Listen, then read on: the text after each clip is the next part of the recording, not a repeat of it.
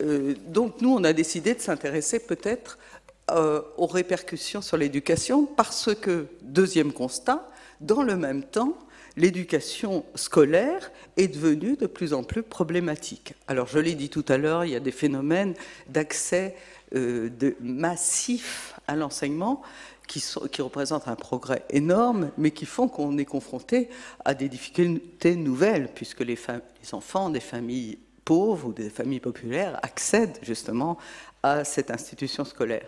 Mais c'est plus que ça, parce qu'il y a des phénomènes de rejet scolaire, de phobie scolaire, d'absentéisme, de stigmatisation des bons élèves, qui sont obligés, face auxquels on est obligé de s'interroger et de tenter de comprendre ce qui se passe dans ce rejet de l'école aujourd'hui par un grand nombre de jeunes, disons un quart de la jeunesse qui a du mal et qui manifeste une opposition à l'école.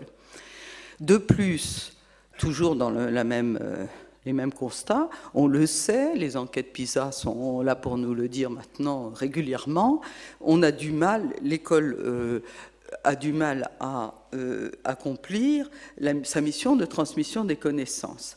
Les enseignants nous disent, vous êtes sûrement pour beaucoup d'enseignants, qu'ils doivent passer beaucoup de temps à obtenir le respect des règles de la vie collective et à établir les conditions nécessaires à l'étude. L'école est désormais chargée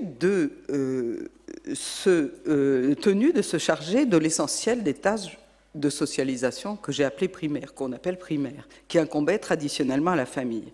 Contrôle de soi, incorporation des normes et des codes, respect d'autrui. Ce qui est neuf, ce phénomène n'est pas très nouveau, bon, je passe là-dessus. Ce qui est neuf, c'est qu'aujourd'hui, le phénomène touche toutes les catégories sociales et peut-être davantage les plus défavorisées.